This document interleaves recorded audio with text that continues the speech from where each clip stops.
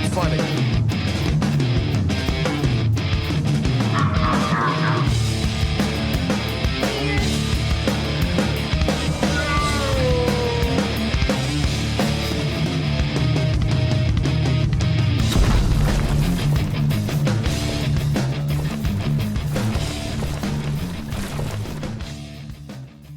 Hey, what's going on, guys? It's Chris at the Morning Mayhem coming back at you. Welcome back to the show. Excited about what we've got going on today. If it's your first time tuning in, welcome to the Mayhem. If you are coming back and you've been watching the show, welcome back. I really appreciate having you. I've noticed our views have been going up recently. Gained another subscriber or two there. So if you are returning and you're not yet subscribed, and if you enjoy what we're doing, make sure you hit that subscribe button down there. I don't normally mention that. I don't normally pitch it. I'm not a big, dealer and wheeler and all that for subscribes and likes and all that stuff. But it does help me get more content out there because I know more people want to see it. So if it's something you're interested in, definitely let me know by hitting subscribe, like, all that good fun stuff, and then share it with your friends if we cover anything of interest.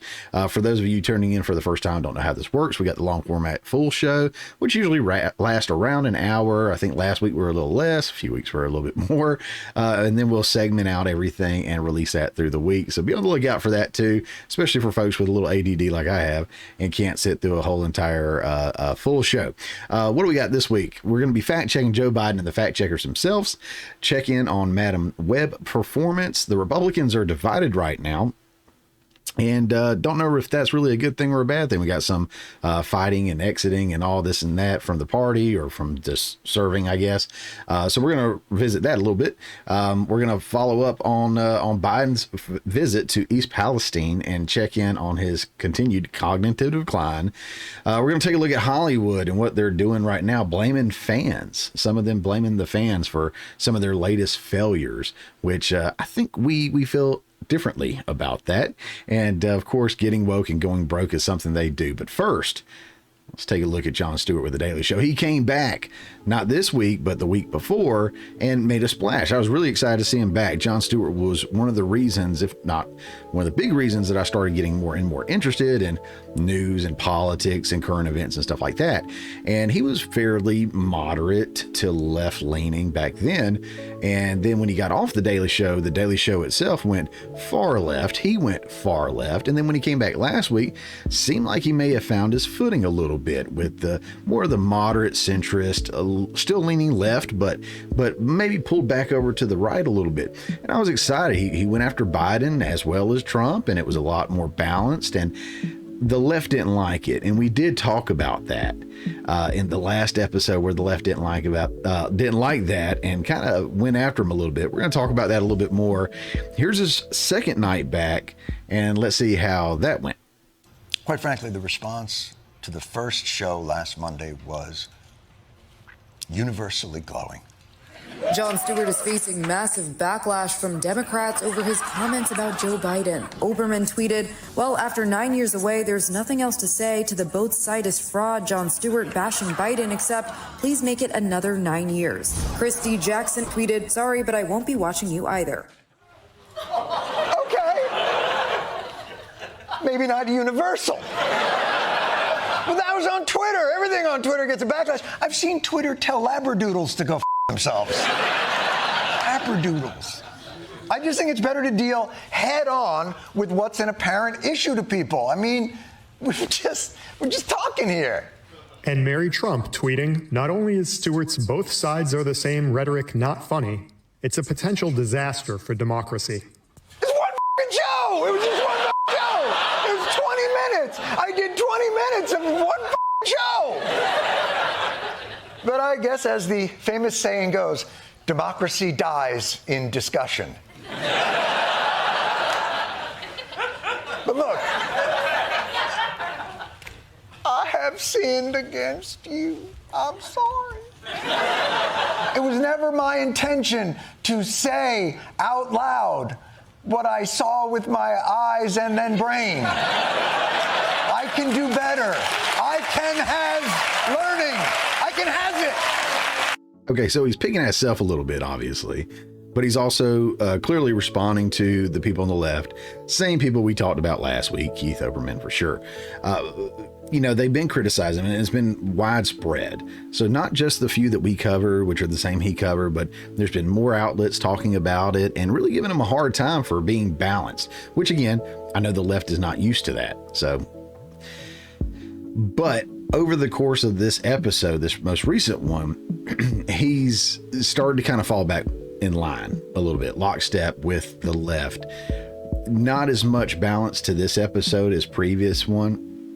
And it's sad to see, because again, I did look up to Jon Stewart, specifically Jon Stewart on The Daily Show. When he got off, no, and when he left The Daily Show, no. So specifically Jon Stewart on The Daily Show really had an impact on me. And I hate to see that the left just is a cult in so many ways, that they pull you along and you have to go with them or they will out you.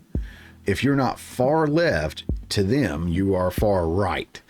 Even if you're moderate left or even a little conservative, anything that's not far left is far right to them. And Jon was attacked, and Jon realized it, and he's going to get back in line.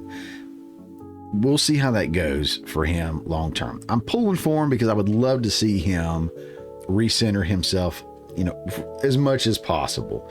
But let's look at some more of this episode. I'm going to call a couple things out that were a little off. Professor, tell me, what is step one in delivering world-class fealty to power? Here's why we're doing it. First, because it's our job. We're in journalism. Lie about what your job is. We're in journalism. Our duty is to inform people. Lie about what your duty is. Okay, so right there, Jon was getting on the same ship that all the other lefties were about Tucker Carlson when he went over to Russia to interview Putin. So many of them were saying he's not a journalist, it's not true. Other news outlets haven't offered to go over there, and they said, yes, we have, even though none of them have followed through with it or were granted the interviews. They just may have offered and nothing happened. And that may be true, but everybody just wanted to get on this anti-Tucker deal where they called him, all kinds of names except for a journalist, and said he just was not a journalist. I would beg to differ. The definition of journalism is the collection and editing of news for presentation through the media, the public press, an academic study concerned with the collection and editing of news or the management of a news medium. So that there's a generalization of what journalism is. By generalization, I mean the actual definition. Tucker's absolutely a journalist. You may like it or not. He's not on CNN or NBC or CBS or Fox anymore. He's on Twitter, or X as it's called now. But his following and his viewership far outpaces these other networks, and they're just mad. They ain't him, so they hate him. So they're going to do everything they do, everything they can do to discredit him and knock him down and make him seem unreliable. The truth is he's out there doing so much more than they are, and they're just mad about it. So let's keep going into the episode here with Jon Stewart, see what else he calls out. You're going to see some stuff. I actually agree with him a little bit on some of his criticisms, but he just keeps playing to the left on a lot of this. So let's check this next part out. So we thought it would be interesting to take a look at a contemporary, modern-day, 2024 Russian grocery store. This is the grocery cart escalator. This is designed, I'm figuring this out now, where the wheels don't move, they lock on the grocery cart escalator. Look, Ma, no hands.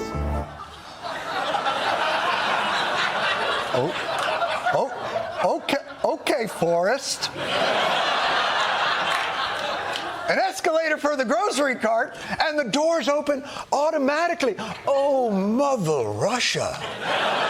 Russia is famous for its bread, which is one thing I can assess pretty well. Look at that. It's fresh, too. Look at that. Oh, come on.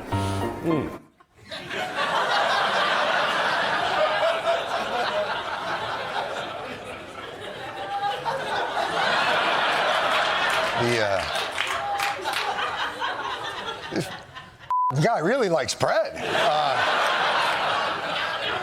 I hate to think what would have happened if he had found a bagel.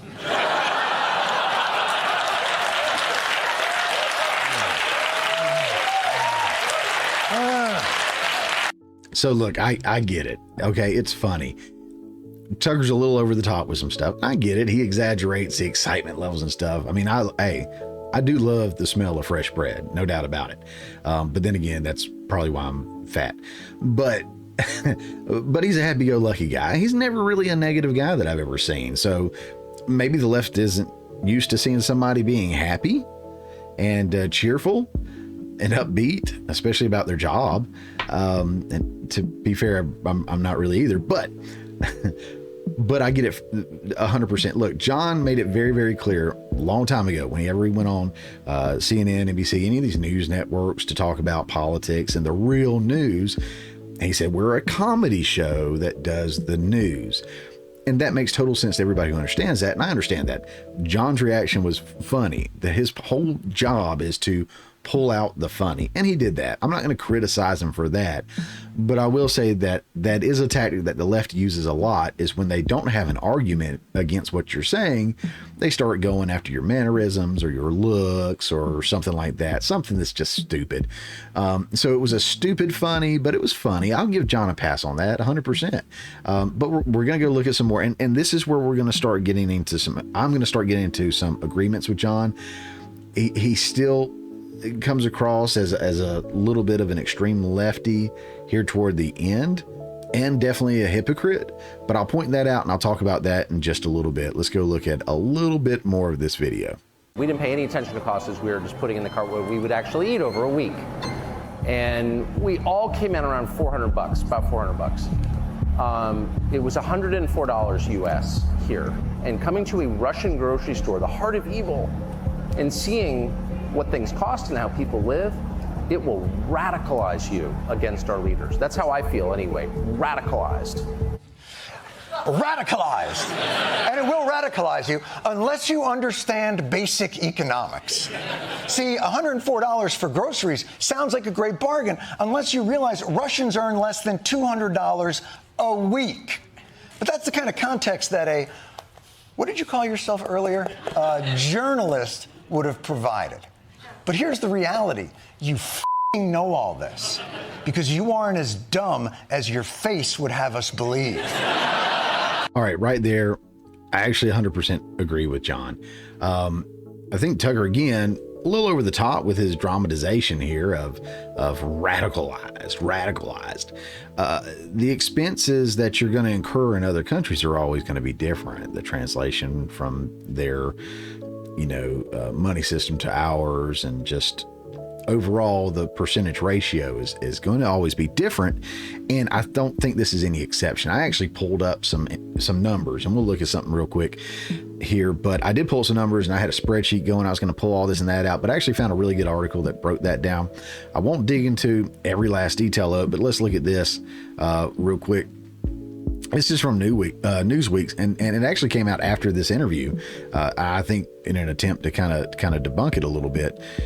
But well, let's start up here. How average salary in Russia compares to the U.S. By the way, any articles I ever use or videos or anything like that I reference or I use, if you see me pull it up, there's going to be a direct link to that in the description below.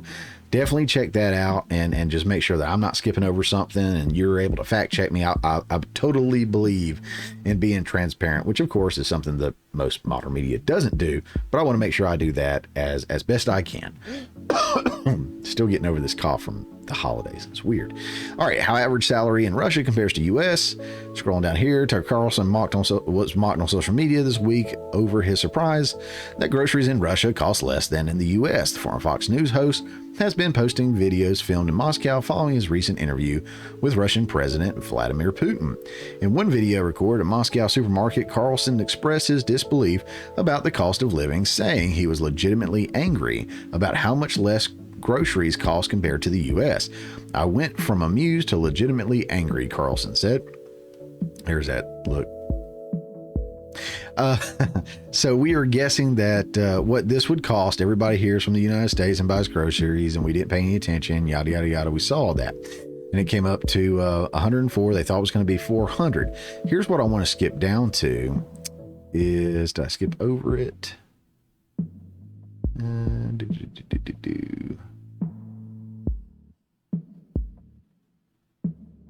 Here we go. As they and others, I skipped that part, I'm sorry. Carlson did not seem to consider U.S. wages and American purchasing power. According to the latest figures available from Russia's Federal State Statistics Service, the average monthly wage in Russia was about $787, as they can pull it back in November. By comparison, the U.S. Bureau of Labor Statistics reported that in the last quarter 2023, the median weekly earnings of Americans was 1,114. I don't think I kept this up. Maybe I did. Boom. Move this over where you can see it. Okay, don't know how well you can see that. I thought I got rid of it. But basically, there's like a 17% of our income is what they make. So on a monthly or weekly or whatever basis you want to look at it, their income is about 17%, not less, but just 17% of what ours is. Okay. And then we go down here, we look at the groceries. They were about 26% less than what he thought they were going to be.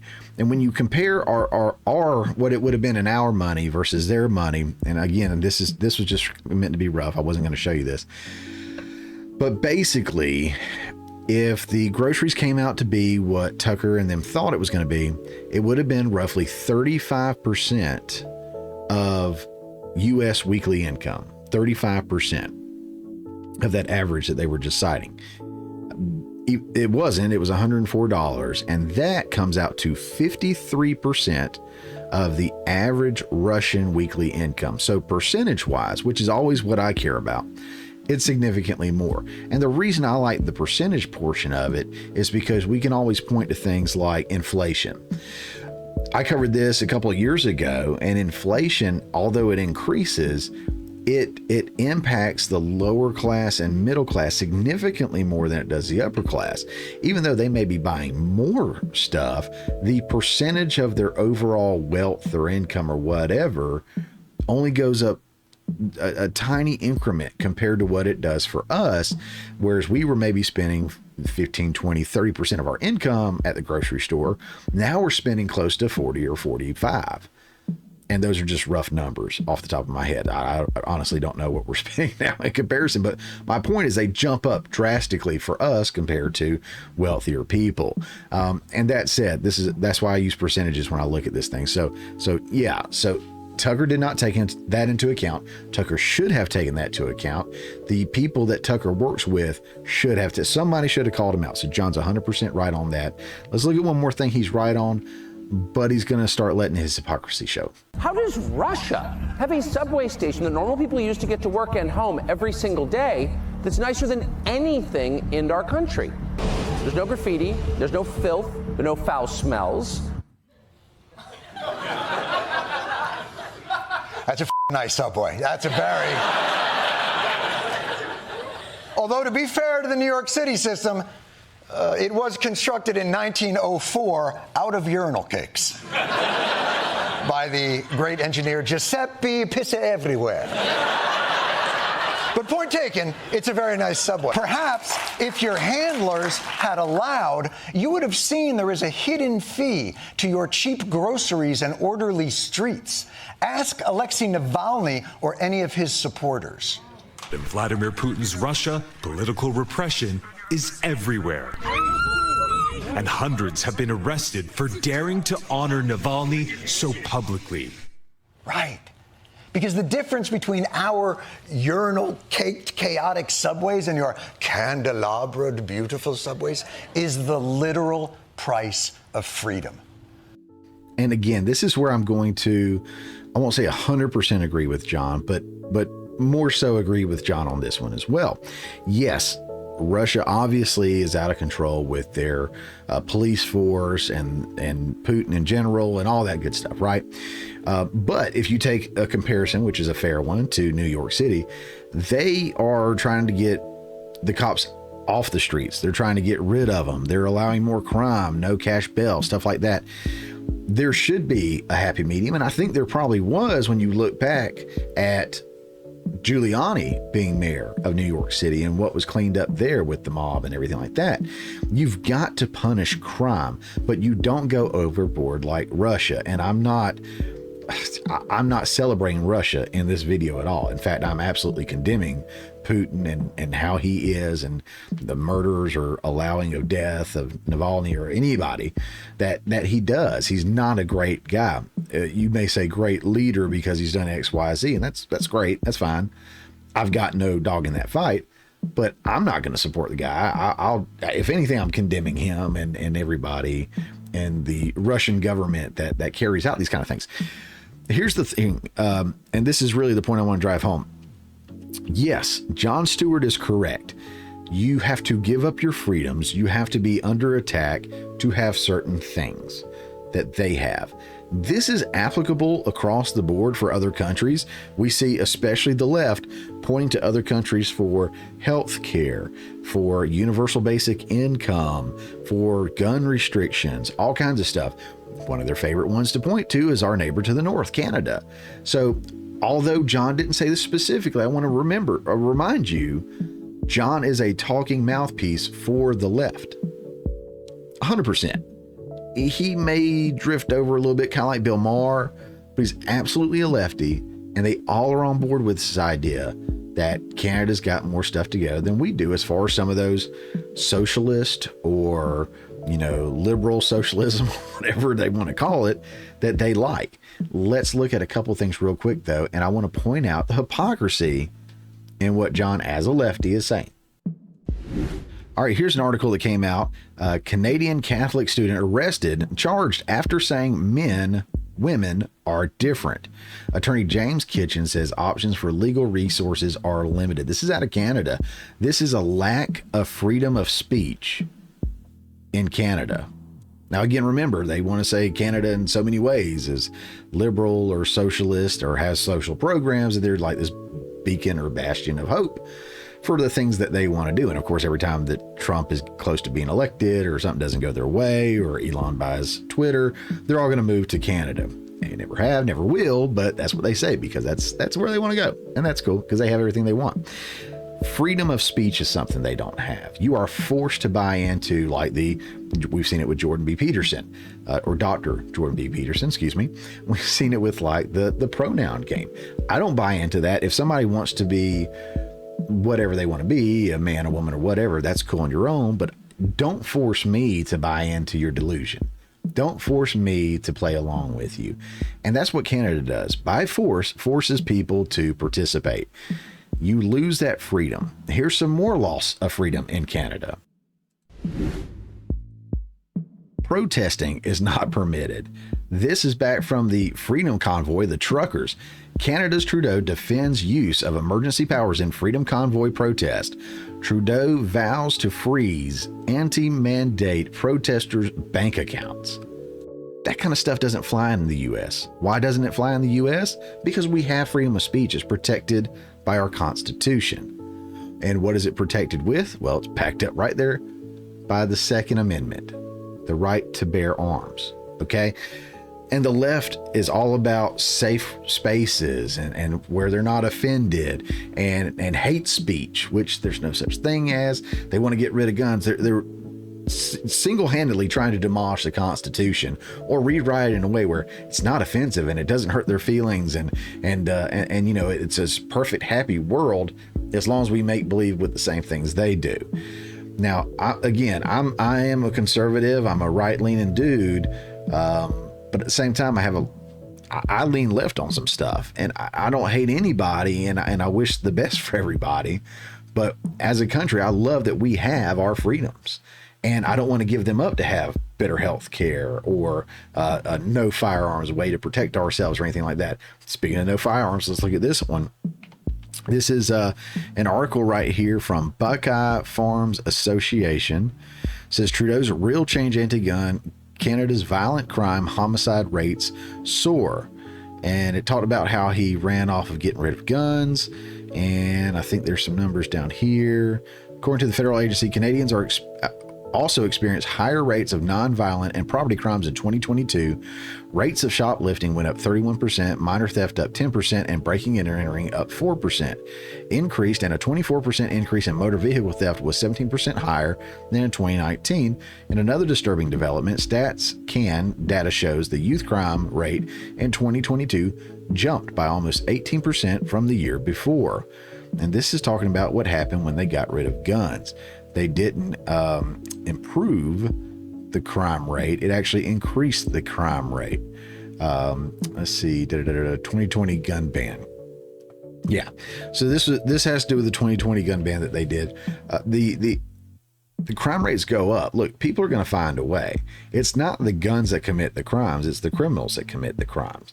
So in this country, I know the left doesn't like it, but hey, we have the right to bear arms. Not just against a tyrannical government, which we, who knows when that day is going to come, but for our very own safety. It's the only or the greatest neutralizer a woman has from being hard. You know what I'm saying? Great, so to speak. It's what they have to defend themselves. It's a neutralizer. It's an equalizer between them and a larger guy. If my wife and child are home alone and somebody knocks in the door, bang, bang goes the boom, boom stick. They know what to do. If I'm not here, they know exactly what to do. And if they can't do it, little pit bull boy back here, he'll jump in there too. But we have that freedom for so many different reasons. And they want to get rid of certain guns or styles of guns and all this stuff. And it doesn't make sense. It's not working in Canada. It's not working in other places. Another thing that the left is really big on. Sorry, John, I'm not singling you out specifically, but because you're a talking a mouthpiece for them. Okay, I'm just pointing out that while you can say Russia is awful because they have all this nice stuff, but back it with all this negative stuff, I just want to point out some other stuff. All right, what's something else? They praise the Canadian government for their government-funded healthcare system, and they often will say there's nothing wrong with that. Jim Carrey, I remember being on a late night show saying it was great, it was wonderful, he never had to wait. This article right here from Fraser Institute says Canadians face longest healthcare wait times on record. This is as of December last year, and this is comparing them and other countries. They are the longest. They have the longest wait of anything. Again, just a couple things in here. We won't go through everything, but here's one. Wait times vary considerably across the country. Notably, all three maritime provinces report median wait times of more than 1 year.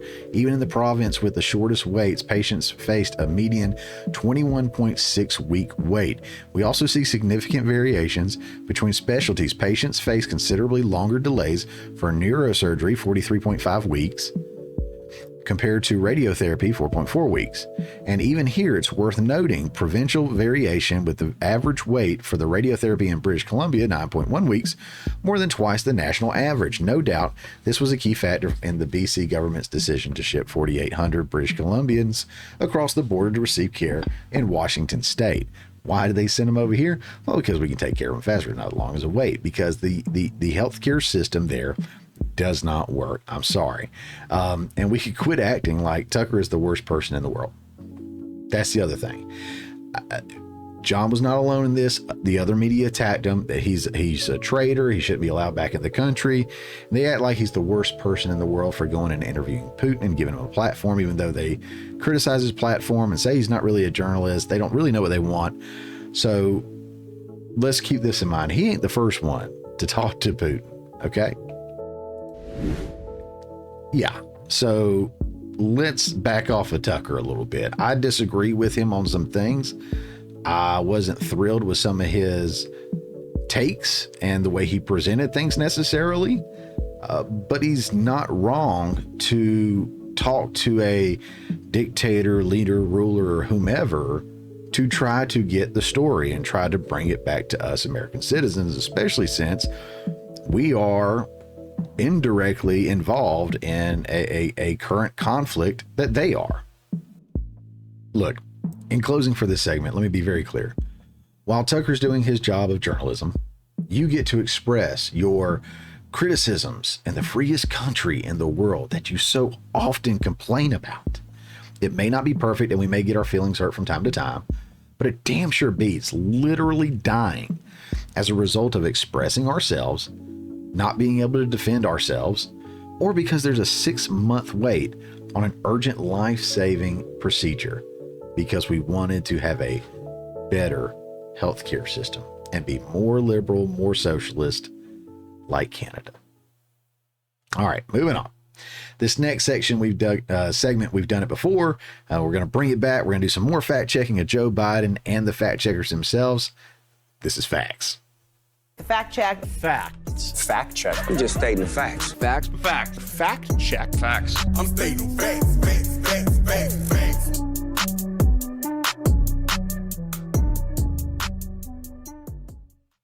All right, so here's another quick fact check of Joe Biden. Nothing over the top necessarily, but just Joe being Joe, right?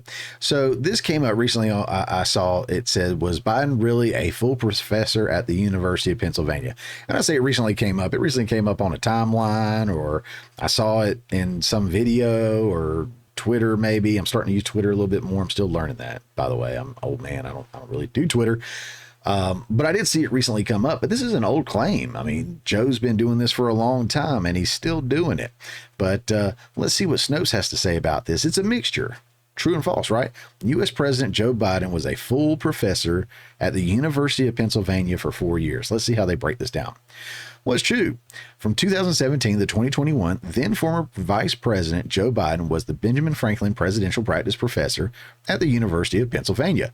During his time there, he collected more than $900,000. However, what's false? This role was honorary.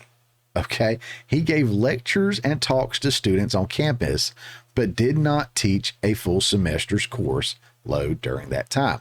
So just based off of that, let's go back up here. Was he a full professor? I would say no. Just because you give lectures or talks, which so many politicians do, doesn't make you a professor, despite where you give those talks. But it says it's a mixture. Let's see if it gives us why. In mid to late 2023, a number of posts on X and TikTok circulated showing U.S. President Joe Biden saying he taught political theory at the University of Pennsylvania for 4 years. The post argued that Biden was lying and that he never taught a single class at UPenn.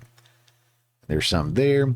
Questions about Biden's role at UPenn have circulated for years. In mid-April 2022, for instance, his critics latched onto a speech in which he claimed to have been a full professor for 4 years at the university. RNC Research on Twitter says Biden for 4 years, I was a full professor at the University of Pennsylvania. In fact, Biden was paid $1 million but never taught a single class. We just saw, based off of Snopes' own words, that that's correct, right? Biden once held an honorary, that's not the same as whatever, an honorary professor position at UPenn from 2017 to 2021 after being Vice President Barack Obama's administration. However, he did not teach a semester's worth of courses. He primarily gave talks and lectures to students, and he led the Penn Biden Center for Diplomacy and Global Engagement in Washington, D.C. As such, we rate this claim a mixture. To me, it sounds like a mostly false or completely false claim, not a mixture of them. Did he work for them? Did he have an honorary position? Yes. Was he a professor at all? No. Was he a full professor? Obviously not. Did he teach? No, he just gave lectures. Okay. And he talked about politics. I'm so aggravated by this. So not only have we fact checked Joe Biden as false, Snopes right here. We already talked about Snopes, 2 weeks ago, how they're covering for Biden. Let's look at another one for PolitiFact. Same thing. I taught at the University of Pennsylvania for 4 years. Now that's just, they don't say full professor. They just word it a little differently. And it says half true. Guess why? For the same reasons, right? President Joe Biden holds copy of Republican study. That's in the picture. I don't care. All right. If your time is short, and our time is always short here, and I appreciate that you give me your time. President Joe Biden served as a professor of practice at the University of Pennsylvania starting in 2017. His duties went on for about 2 years instead of 4. There's another good point, because he went on unpaid leave in 2019 to run for president. Biden's role involved panel discussions and the other public appearances, but not classroom teaching. Learn more, yada, yada, yada. So there again, he wasn't a teacher, and he only did it for 2 out of the 4 years. And he was paid $900,000. This is what aggravates me about politicians, and we're going to get into that more in a little bit here, specifically the Republicans, but all, right? I can't stand how wealthy and rich these politicians get for not sticking up for us and not doing their job in Congress or as vice president, president, or whatever, like they're supposed to. Let's compare this fact check to this other fact check. And I'm doing this, I did steal this from watching Andrew at Don't Walk Around Productions. He pointed this one out, and I thought it was pretty interesting. And this was a PolitiFact one, so I wanted to pull it up because it's apples to apples, kinda. So because it's a PolitiFact is where I'm getting that from. So if we look down here, this was from Kelly McEnany back in 2020. Actually, on my birthday. That's my birthday, y'all, June 3rd. I'll be 40 this year. I'm very excited about it and terrified at the same time. No tear gas was used and no rubber bullets were used. This was during a riot in D.C. She said no tear gas and no rubber bullets were used. And if we look down here, if your time is short, yep. It says White House Press Secretary Kelly McEnany, who was awesome. She was fire. If you remember her, not only was she just awesome, she was great to look at too, but she had her facts and she was on point. She held the press accountable. I loved listening to her hold everybody accountable and having the actual facts. It was such a relief to hear her instead of what, like we've got now with Jen Psaki and Jean-Pierre, that's up there now. But White House Press Secretary Kayleigh McEnany said federal police used neither tear gas nor rubber bullets to clear protesters from around D.C. church where Trump was to visit. Federal police used pepper balls containing a chemical irritant that matches a federal definition of tear gas. Pepper balls are fired at about the same speed as rubber bullets and can cause similar or greater pain on impact. I will say this, and I think this goes into a deeper explanation on this one, which we won't dive into, but she didn't say anything false. But they gave this one a mostly false. So the claim was no tear gas was used. No tear gas was used. Pepper bullets were used. That's not the same as tear gas. Is it similar? Yes. I can even see them giving her maybe a mostly true, because it's true no tear gas was used, but some pepper balls were shot. That's similar. Okay, maybe she misworded it intentionally. I'm not giving her a pass. Maybe she was trying to, misword and say, oh no, like tear gas, and it was something very, very similar. So I'll give PolitiFact that. But no rubber bullets were used. So this pepper ball that's being shot out, if it were to hit somebody, it's a similar speed to a rubber bullet. That's not what they're used for. Rubber bullets are to hit people, right? And impact them, not like an actual bullet, but to push back a little bit, to hit the wind out of them or whatever. It's a rubber bullet. It's not meant to do insane amounts of damage by any means at all. But the point is to hit someone with it. The point of these pepper balls was not to hit someone, but to release the toxin, gas, whatever we want to call it. I'll go with almost tear gas here. But it was to release that pepper spray kind of stuff, right? So yeah, no rubber bullets were used. That's a stretch to try to make that work. To me, that's a stretch. Whereas the tear gas versus the pepper ball, pepper spray kind of stuff being similar, I can kind of give them a pass at that. This neither needs to be true or mostly true, in my opinion. But because she's a Republican, she's going to get mostly false, even though her statement is technically completely true. Technically.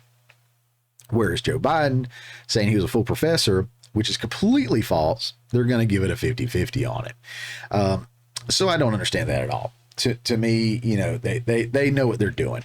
The gatekeepers of truth are hard at work at protecting the Democrats.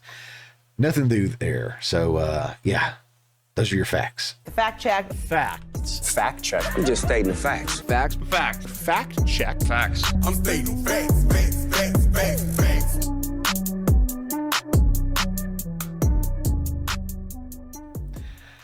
While I got you guys, really excited to talk to you again. I know you've heard me before if you've been tuning in. I got to talk about a couple of these brands that I've got some partnerships with, so to speak, some affiliation with. Great companies. Coffee Brand Coffee is one. It serves people who are sick of all the gimmicky companies out there, right? Who offer marketing in place of truly great fresh roasted coffee. We don't want to hear about your political views or your agenda or, you know, what you're supporting this week or month or whatever. We just want some good coffee. These guys do it. They do a fantastic job. The fulfillment roasting facilities are located right here in the United States. Each purchase is hand roasted to order. That means they wait until you receive your order before they fire up the roaster. And lastly, it's delicious. And I will say this about the hand roasted, ordering it, I'm still waiting on my order. It's been a little while. I will say it does take a little bit to get your order sometimes, just depending on how things are flowing. So I want to give you that heads up, to be fair. But you know what? I remember when Zaxby's opened up. I don't know if you have Zaxby's where you are. I remember when Zaxby's opened up initially with us. There was a sign out front that said, "This is not fast food. It takes a while to bring you the best chicken or the best whatever it was." And they said, "We're not fast food." And I will say this is not a dropship company. This is not a company that just slaps their label on somebody else's coffee. They hand roast it to order. You can tell when you get it. You can tell when you drink it. It is fantastic for anyone who wants a better cup of coffee, I'm telling you. For the best coffee, tea, and cocoa, visit coffeebrandcoffee.com today and use promo code MAYHEM at checkout to save an extra 10% off your purchase. There will be a direct link down in the description below. So go check those guys out. They do help us out when you guys make a purchase. So want to show them some love, some support, and that we do want companies like that in this country to keep putting out good products without the messaging and everything like that. So what else we got here?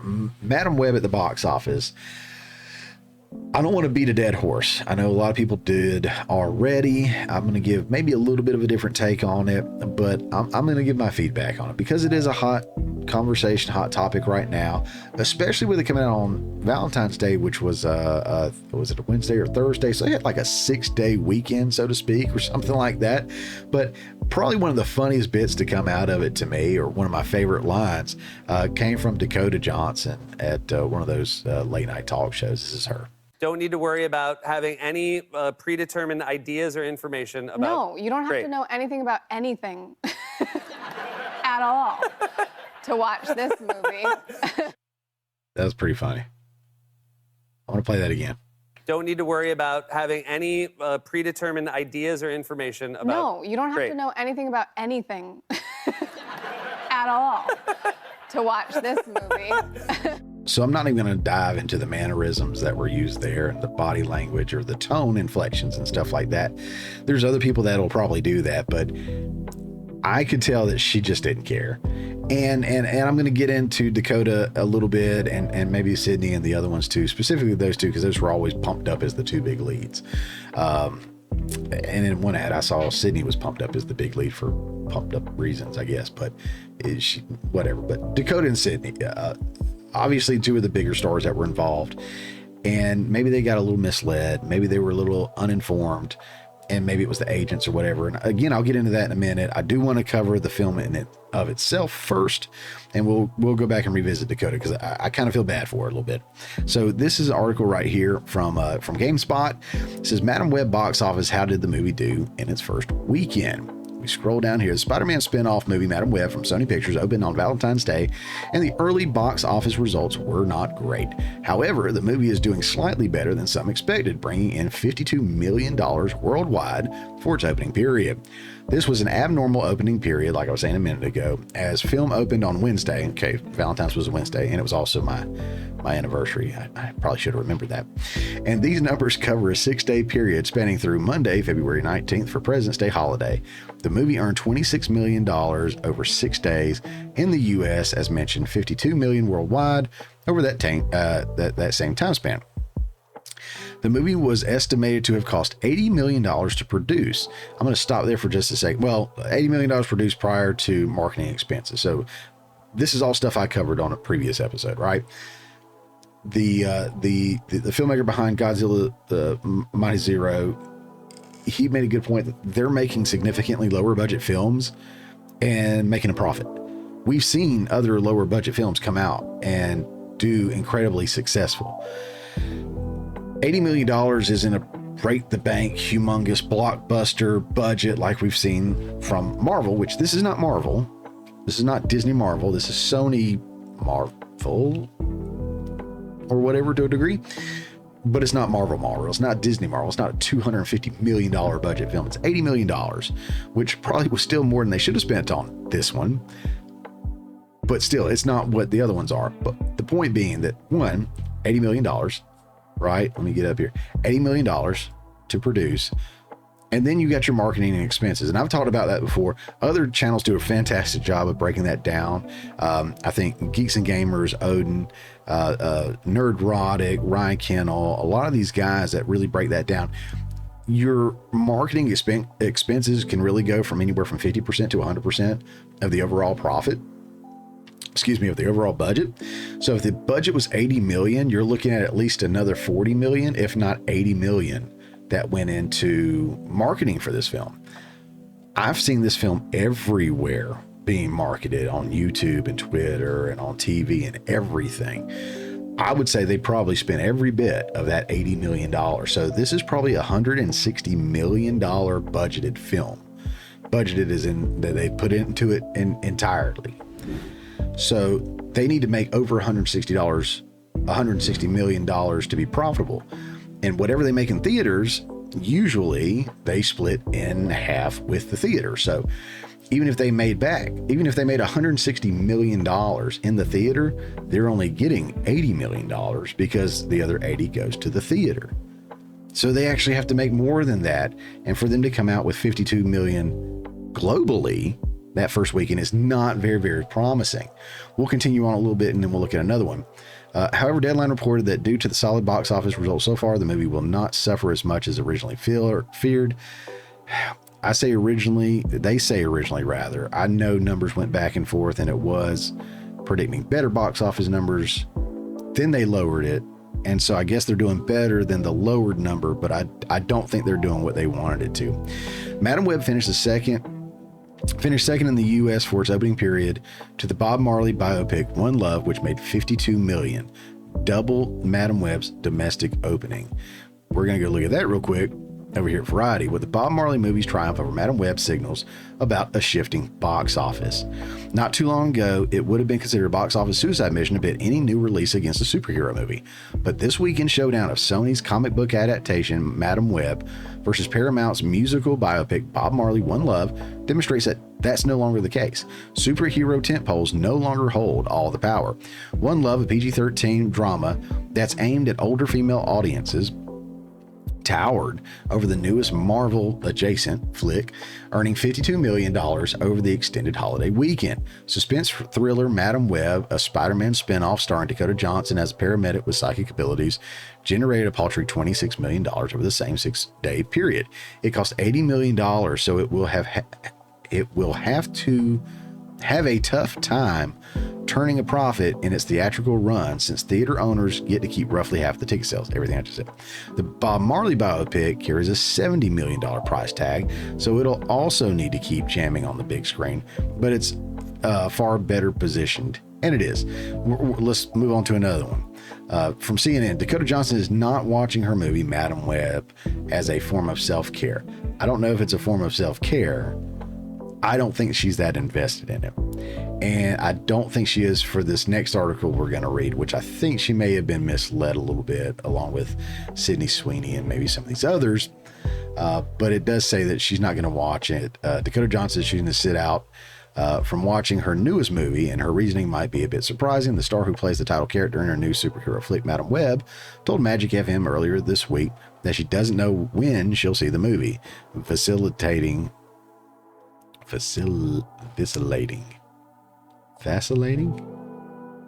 I don't know, between saying that she probably won't see it to vaguely stating that she will someday.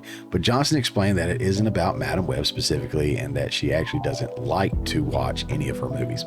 So some people are like that. I think it lists some people down here. Meryl Streep, Adam Driver, Emma Stone, Nicole Kidman, yada, yada. They didn't mention one of the most infamous, which is Johnny Depp. Johnny Depp doesn't watch any of his movies. But I don't think that's why Dakota Johnson isn't watching it. Let's go to this last article, and we'll read through this. From the Daily Dot, now I feel sorry for her. People think Dakota Johnson's agent lied to her about what type of movie Madam Web was going to be. There's a 100% chance Dakota thought she was signing up for an MCU movie. MCU meaning Disney Marvel, the legit big powerhouse, former powerhouse of Disney Marvel. Ex-formerly Twitter users think Dakota Johnson's agent misled her into thinking the movie Madam Web was part of the Marvel Cinematic Universe. Dakota Johnson is an actress who broke into the mainstream, being in 50 Shades of Grey. She recently starred Madam Web, the fourth installment of Sony's Spider-Man universe. The movie has so far been panned by critics, yada, yada, yada, but user Bill Brasky had another angle, and that's whether or not Johnson knew that she was getting into, if she knew what she was getting into when she signed into the film. Brasky quoted a video from the press run in which Johnson says, when I got the Madam Web role, I ran into Lizzie Olsen in the hotel lobby and spoke to her about it a bit. And that was helpful. She said she had a great time and seemed very relaxed about it, so that was comforting. Olsen plays Wanda Maximoff in the Marvel Studios produced and Disney-owned MCU. In the post, Brasky writes, there's a 100% chance Dakota thought she was signing up for an MCU movie. And that's the post there, and that's pretty much it. I'll cut away from that. Just don't know what's going on with that page. Don't think I've ever been to that website before, but whatever. But I think she fired her agent the day after the trailer came out. And if you remember the initial trailer, if you've seen it, if you haven't seen it, go check it out just for giggles. The initial trailer, it was just a cluster of word salad and stuff strung together. And I'll give you some spoilers. I hadn't seen it, but I've seen other people reviewing it, and I've seen some spoilers because I'm not planning on seeing it. So if you don't want any spoilers, go ahead and slide forward in the video a little bit. But essentially, a couple of the things that it did is it tried to promote in some of the trailers or in some of the interviews or whatnot, the women as being sexy women. You know, especially Sydney Sweeney, that her sex appeal is off the charts. Everybody's all about her, big time. She's the big star right now with all of that going on, and she does. I mean, I get it. She's a beautiful girl. Dakota's not an unattractive woman at all. And in fact, all of them are attractive women when you look at them. But they leaned into that pretty hard and heavy because I think they knew they didn't have anything else going on. Not only that, but a couple of the big things they threw out there in the trailers were the girls in their spider get-ups, right? In their costumes. And from what I understand, you only see that in a flashback, or maybe in flashbacks, or maybe multiple flashbacks, but it's never super clear. You don't get long views of them. They're not really fighting in it. It's not so much a superhero movie as it's a mix between kind of something that wants to be a superhero movie and, from what I can tell, like Final Destination. And that's basically what the trailers look like, to be fair. So I think they were misled. Again, Dakota, Sydney, all of them. Again, I don't blame her or the other actresses for the lack of success of this film. They probably went out and promoted it as best they could, but it seemed like a disaster of epic proportions from the beginning. The story changed multiple times, apparently, and it was noticeable from those that had watched it, saying it seemed like it was going this way, then it went that way, and then this wasn't explained, and we've got like Uncle Ben over here, and then Peter Parker's born, but you can't say his name because they don't have the rights, and Aunt May don't have the rights, and it's just a mess. It's like they were missing some of the rights to say what they wanted to say, and there were different parts of the film that were used to make a different film that they didn't make, or they took it away, and it's just a mess. The director has nothing on a resume, and the director was another one of those affirmative action hires. You know, she was a female, and they wanted a female-led film with a female director and all this and that. And look, I'm okay. Again, I like female-led films just fine. I like films that are directed by females just fine. One of my favorite films directed by females, probably American Psycho. Awesome. Awesome. Terrifies my wife that I love that movie so much, but it is what it is. I think my dog just... if you like dogs, let me know in the comments down below. I'll make sure I put like a picture up or something of him. And I've got two. I've got a pit bull and I got a wiener dog, little Dotson. And he is deathly afraid of her. He's like 10 times the size of her. I don't know. And he's deathly afraid of that little girl. She's the older one. She's the boss. She's my princess. And I've just recently, within the last several years, gotten into dogs. I didn't grow up with dogs. So if you had an awe moment just then, make sure you let me know in the comments below. And if you want to see a picture of them, I'll put them up. But back to the story. I'm sorry. Again, with all this, the emphasis was put on the sex of the lead characters instead of the quality of the story. And also, none of the actresses so far have blamed the fans. That's something else I think is huge. I think they're all going to bounce back significantly better, like a Brie Larson, where her, or you got like the director of Robin Hood, which is a guy. You know, I'm shifting gears a little bit on that, but these filmmakers, these actors, these actresses that go out there and just blame the audience and blame masculinity and white men and racists and misogynists, and you didn't come out and see our movie. If you make a feminist movie for the right audience and you put the right thing behind it, you get a movie like Barbie. Barbie was insanely successful, #1 movie last year. My Wife and Child. My child is a girl, but it's not girly. Does not care for girly stuff. She has forced my wife to sit down and watch it with her at least 5 or 6 times because it's just well done and it's funny. And that's how the movie should be. But you don't force that into a superhero movie. You need to know your audience. And I think they're trying to push, with all this crap, stuff that just doesn't jive with the legit audience, not more modern audience, because they're making it for the modern audience. The modern audience are people that live on Twitter and bitch and moan about everything because it doesn't meet their social agenda, check boxes. It doesn't have enough representation in this and that, and it doesn't adhere to the message and whatever. But they don't go to the movies. They don't have the money to spend.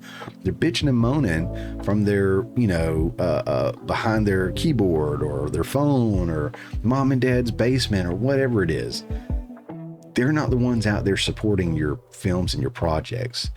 The real fans are. And the fact that they didn't crap on the real fans is a big nod to them. And I think that's huge. All right, so let's move on. We're going to talk about this, and this is kind of interesting, and I'm going to go into a little depth here. But the Republicans are divided right now. We've got a couple of articles coming out talking about the division and the divisiveness within the Republican Party. And look, I lean considerably more conservative than liberal. Again, I have some stuff I kind of lean on the liberal side for, and I'm like, I kind of understand what you guys are saying over there. But at the same time, I'm significantly more conservative. And I think that's important for you to know where I am, because you know who you're getting your news from. You know what any bias or any takes I'm going to have are clearly going to lean that way. I try to be objective and I try to be as fair as possible. I always make all of my links and articles and videos and everything. Anything is linked down below. Anytime, all the time. Because I want to be as transparent as possible.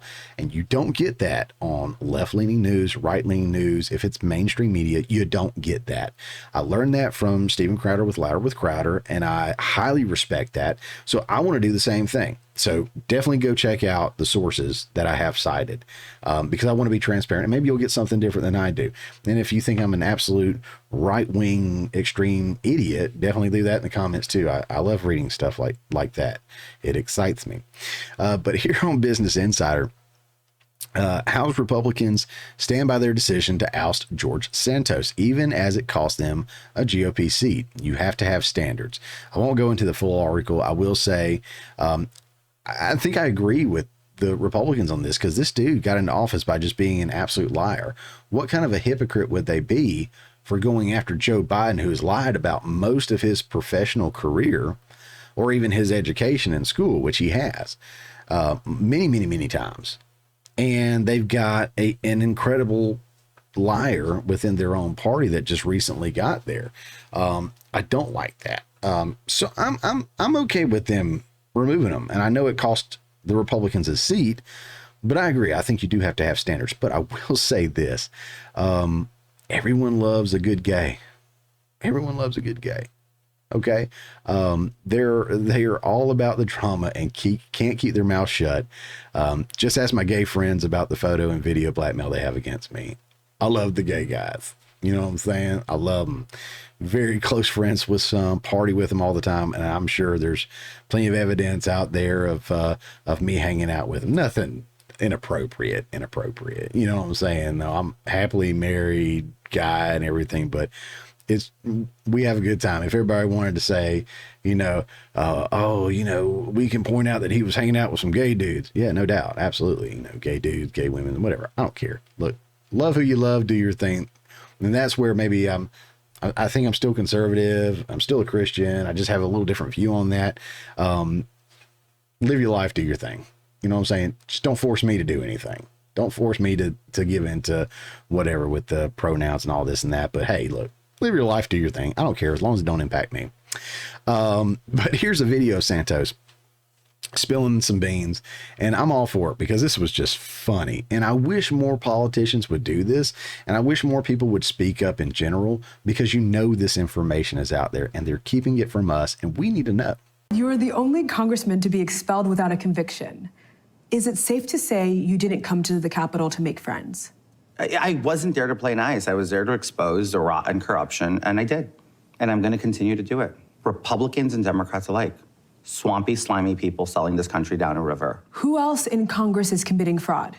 They're all frauds. Name them. If you were to put me, name them. If you were to put them all under the same scrutiny I was put under, you'd vacate the whole building. Can I name them and you just wink if I... Go ahead. Marjorie Taylor Greene. No. Kevin McCarthy. Yes. Lindsey Graham. Yes. Matt Gaetz. No. Bob Menendez. Goldbar Menendez. Dan Goldman.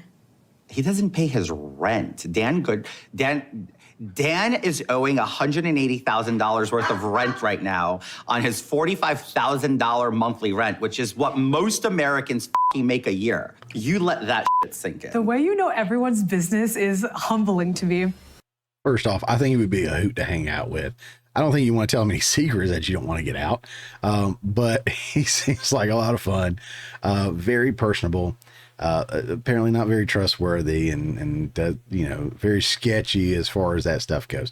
But you know what? Marjorie Taylor Greene, Matt Gaetz, people that the established Republicans go after hard and heavy, he was like, no, they're not crooked. But a lot of these other guys are. It's these established Republicans. And what you find is when you listen to more and more people that are actually, I don't want to say I'm in the know. I'm definitely not. But I think I do more research than your average voter does. I try to look up who I'm voting for. I look up their past. I look up their platform. I look their voting habits. I look at some of their arguments, anything I can find. Interviews. One of my favorite was Marjorie Taylor Greene on Tim Pool's show, Timcast. And I used a lot of clips from that a couple of years ago. And I hate that I use so much, but it was so informative when she was talking about how votes are done on the floor and like no one's there.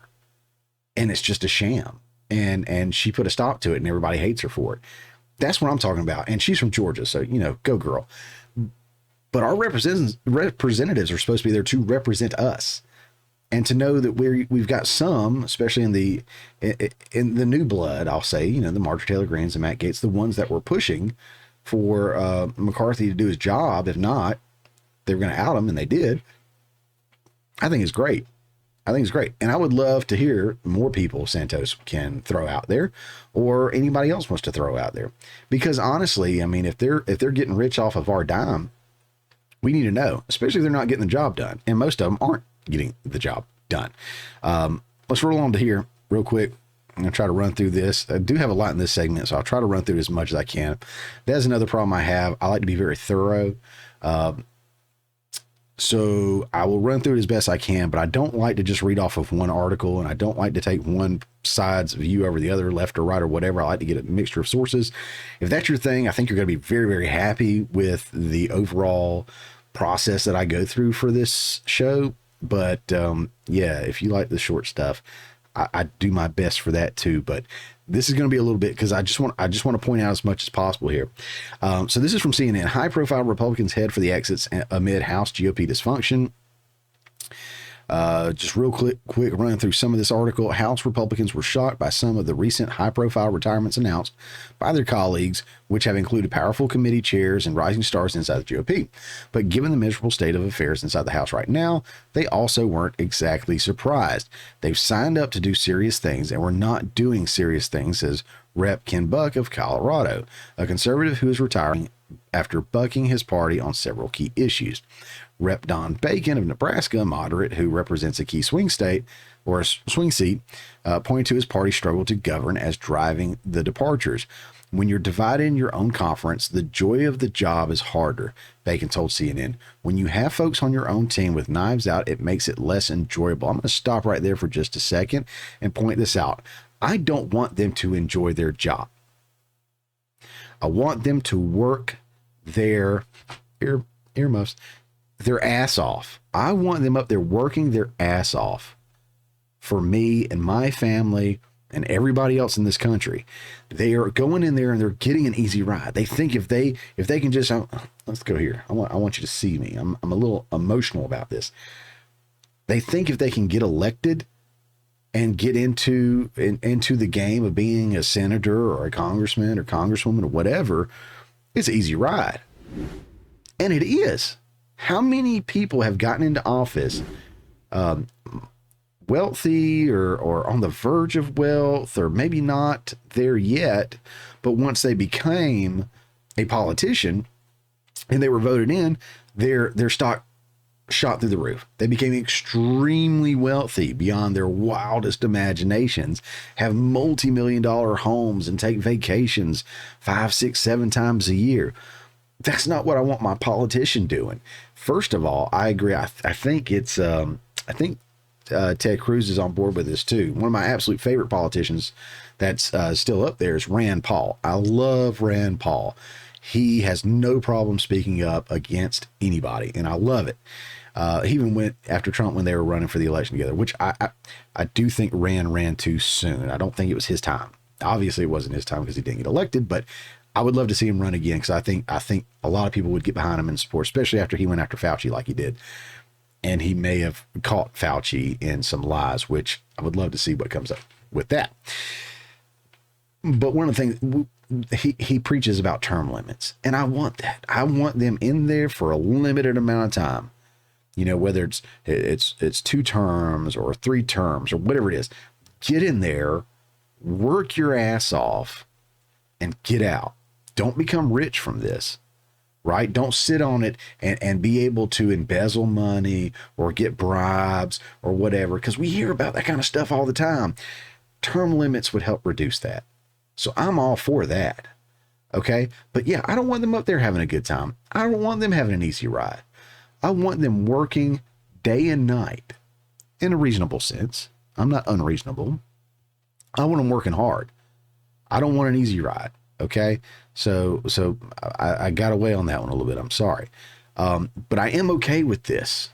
I am okay with the political parties having interferences within themselves, inner turmoil, so to speak, right? The Democrats typically don't. They're in lockstep with each other. They kind of have this mob mentality and this cult mentality, like you have to believe this or you're not one of us. I remember Nancy Pelosi during the State of the Union address would wave them to sit down if they started standing, or make them stop clapping. No, you will not clap at what he just said. If it's Trump or somebody else, it's a conservative that's talking. It's nuts. We have a divided Republican Party right now, which I think is a great thing, because I think it can only make us stronger, in my opinion. A lot of Republicans are going to disagree with that, because they want the Republicans to be stronger than the Democrats because they're Republican. I just want us to win, us, not them. I do feel like a lot of the people that are up there are the elites, and we're not. So I want us to win and not the elites, and the elites always win. But I will say, I think that turmoil is great, and I think getting people to push back for once instead of being part of the machine is a wonderful thing. There are these Republicans in name only that are in office. These folks got to go. These folks got to go. Mitch McConnell Mitch McConnell, it's way past time for this dude to go. Okay, he died on camera multiple times. I don't know what was going on with him, and I'm not trying to be a jerk and make fun of him, but at the same time, I mean, look at him, look at Biden, look at all these old people up there. They got to go. They got to go. They're not doing us anything. They're up there for them. They don't want to give up the power. And look, if they're running in your neck of the woods for Senate or Congress or whatever, vote them out in the primaries. Obviously, don't vote for a Democrat if you're a Republican, or a Republican if you're a Democrat. But if you got somebody that's old like that running, vote for whoever's opposing them in the primary. Get somebody else up there representing you better. Let's see what else. This new breed of Republicans are hungry. They're hungry. They came to fight, and I love it. Again, I'm also a fan of this being a difficult job. The establishment politicians are used to an easy ride. They're used to profiting off their position. Some of these folks thought it was going to be the way out. I want my politicians as tired, frustrated, and overwhelmed as their constituents. I'm reading my little notes I took earlier. And maybe then they'll finally make some actual progress instead of counting or continuing to spin their wheels. I'm not a great reader, guys. I'm sorry. That's why I just usually do some bullet points here and there. A little bit more here. Let's see. That was CNN. Moving on. Washington Post, Senate GOP blocks border deal, future of Ukraine-Israel aid unclear. I want to cover this because, again, politicians are so good at twisting words, manipulating names of bills and what these bills are used for. We're going to go over this one specifically a little bit deeper, but getting rid of Santos was one of the things Republicans were torn about between themselves. This border bill is another one that's got them all rattled and torn up. But I want to talk about this in a little bit more depth. In fact, this site here breaks it down. This is PBS. PBS NewsHour. They do a great job breaking this down. What's in the Senate sweeping $118 billion immigration and foreign aid bill? Here's the very beginning of it. First, it's $118 billion. We are so far in debt. Inflation is skyrocketing. We can't afford groceries. I mean, the American people are hurting, and we're going to take more money that wasn't already previously allocated, and we're going to give it to someone. Well, the first thing it says is a 118. Let me scroll up a little bit. I'm sorry. It's a $118 billion immigration and foreign aid bill. There's your other line of misrepresentation. Is it really an immigration bill? Why did they put that first? They put that first to trick you. And here's why. I'm not going to read through all this. I want to get down to the numbers. And I've got them written down too in case I need to. Okay. Total size of the bill, $118.3 billion. That's $60 billion in military aid for Ukraine, $14.1 billion in aid for Israel. So far, nothing about America. $4.83 billion in aid for Indo-Pacific region, $10 billion in humanitarian assistance for Ukraine, Israel, Gaza, among other places. Still no mention of U.S. Here we are. $2.3 billion in refugee assistance inside the U.S., $20.2 billion for improvements to the U.S. border security, and $2.72 billion for domestic uranium enrichment. Not even sure how that fits into this bill. Maybe I need to be educated in that. But let's understand something. As far as the breakdown of this goes, $2.3 billion goes to the refugee assistance. So this isn't for the border, securing the border, is to assist those that are over here, right?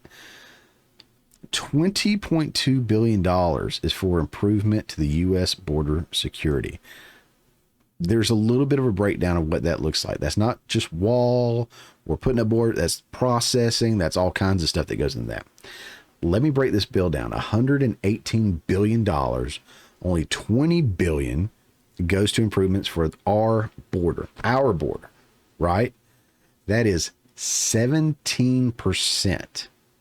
17% of this bill goes to our own border. You have been lied to and misled to think that this is a border bill. I mean, maybe it is. It ain't for our border. 17% of the money allocated in this bill goes to our border. That's just wrong. That is wrong on so many levels. And then they're going to make conservatives feel bad for not voting for $20 billion out of $118 billion for us, because they are all about war. They are all about giving money to the Middle East or the, Ukraine and Russia and everything that's going on over there. Don't let them trick you. Here's a couple of posts that just floor me on the immaturity of our White House right now. And Donald Trump does the same thing. So I'm not giving him a pass either, but he is Donald Trump. If this came from Joe Biden or somebody else, that's one thing, but this comes from the official White House Twitter account. It says Speaker Johnson has been flip-flopping on the border, makes you wonder if he's being serious about border security or just playing politics. So this is talking about how he wants to secure the border, and then he's not bringing the bill to the floor to be voted on. Which bill? The bill I just talked about that only gives 17% of that huge chunk of money to us for our security at our border, right? Here's another one from them. This is the immaturity level I'm talking about. This is how you know we're dealing with children or mentally inept people that work in this administration. Happy Valentine's Day, Speaker Johnson. Roses are red, violets are blue. The border deal was crushed because of you. Look, if you would have read that, maybe you would have chuckled before. If you read it now, I hope you are awake and aware. This is what real woke is supposed to mean, by the way, and we'll get into that another day. Even though I'm going to misuse it here in a later segment. But this is what the real woke and aware is supposed to mean.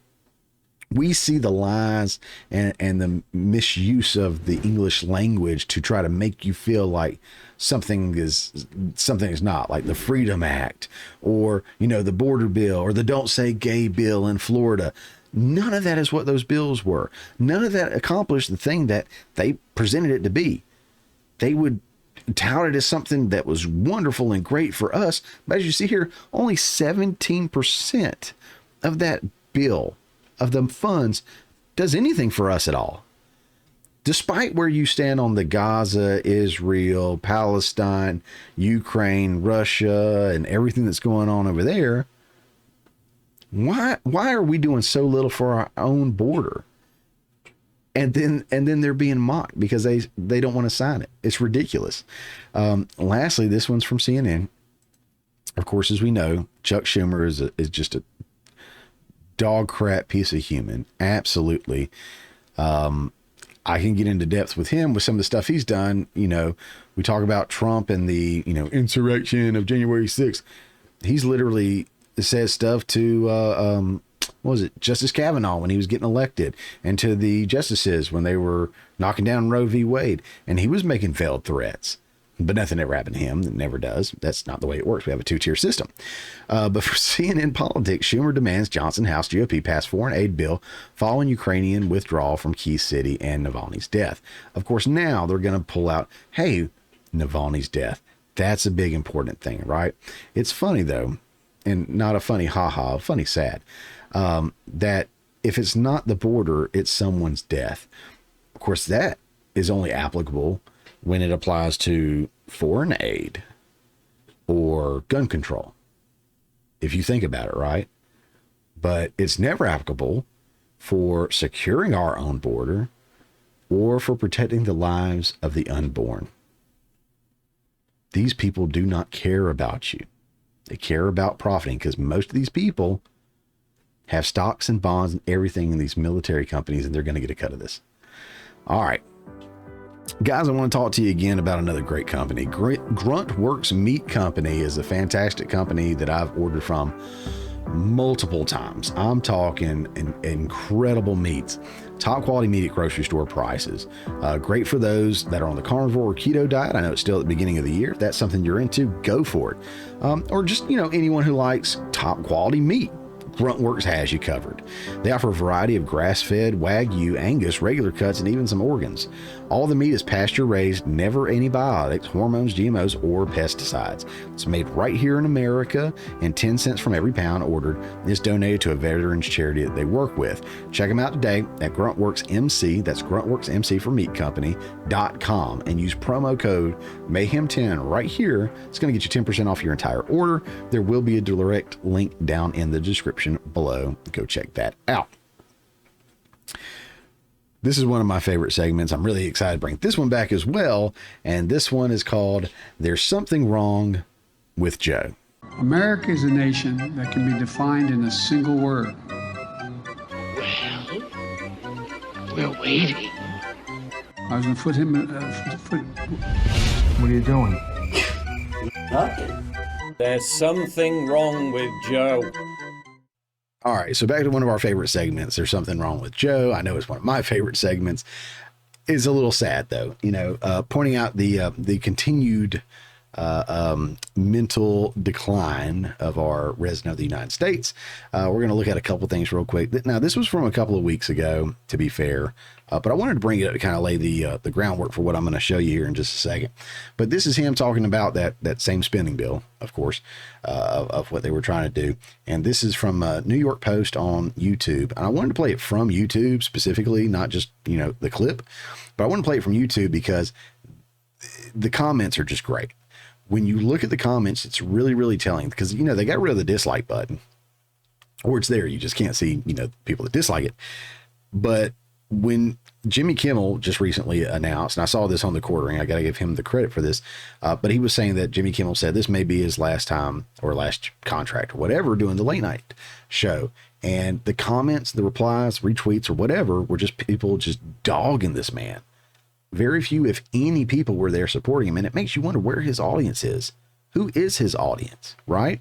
Well, you got to think 81 million people voted for President Biden. And I will always say this, whether you agree or disagree that the election was legit and everything was all well and good and he actually won the election or whatever, I won't get into that right now. I have my own opinions about that, to be fair. But I have always said this, and I stand by it, that even the people that did vote for him, whether it was 81 million or whatever you believe or whatever, I don't truly believe that people were voting for Biden. I think the majority of them were just voting against Trump. They couldn't tell you anything about Biden. They just knew that Trump was bad because that's what they heard, and it was going to be awful. One, I think they're regretting that now. But two, I think it's fair to say that if they went back and reevaluated things, they have no idea who Biden is, what he stands for, nothing. They just knew he wasn't Trump. So most of those people were voting against Trump. So they're not going to support this guy. They're not going to be in the comments defending him. They can't. They have no idea who this man is. But we've seen the cognitive decline. I'm having a little bit myself. And we've seen just the desperation from that party to do anything and everything they can to protect the image of this man. Let's watch this and we'll scroll down through some comments. It's very, very, very telling. This is only about a little less than 2 minutes long. This bipartisan agreement also provides Israel with what it needs to protect its people and defend itself against Hamas terrorists. And it will provide the necessary life-saving humanitarian assistance for the Palestinian people. What needs to get done for the hostage deal to get resolved, sir?